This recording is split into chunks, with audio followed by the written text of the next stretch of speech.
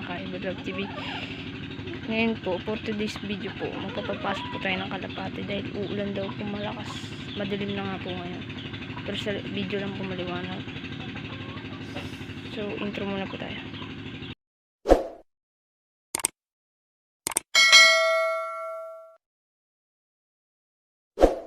So, ayun na nga po, ayun po, bumaba na po isa. Magpapapasok na po tayo. Tignan nyo naman po kung gaano kalakas ang hangin. Tignan nyo po, taas na, madilim na po. Kaya magpapapasok na po tayo ng kalapati. Suk! Suk!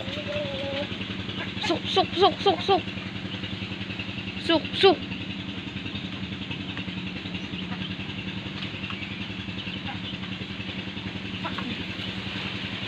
Ayan po.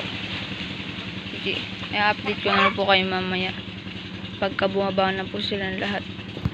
So, ayun na nga po, napapasok na po nga pala natin ang mga flyer po natin. Hindi ko na po kayo na update sa pagpasok po ng dalawa kasi po in-stick ko po sila. Ito po yung ginamit ko stick. Ayan po. Sinaragduhan na nga rin po pala natin yung trapdoor po natin dahil nakakawala. Ayan po sila. Kompleto na po sila dyan. Hindi po yan. So, papakita ko rin po pala sa inyo. Papakita ko rin po pala sa inyo yung mga view po natin sa taas. Yan po sa bubong. Tara po.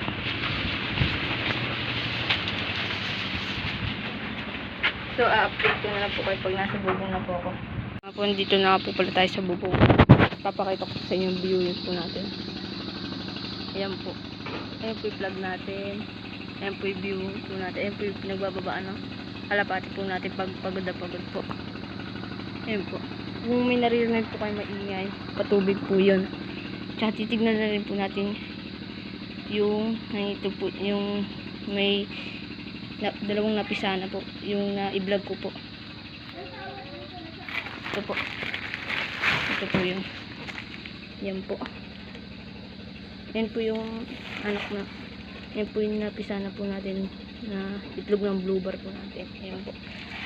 Mapapansin nyo po, may plastic po dito. Harang po yan para hindi po mabasa.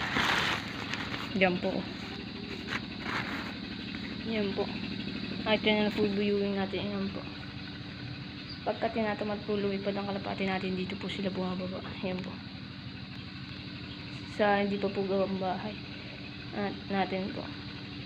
So ayun lang po. Kung bago man guys sa akin na channel, please like, comment, share, subscribe na rin para update kayo sa mga bagong video natin. At huwag niyo kalimutan ng press yung bell mga ka-Iberlove TV. Bye!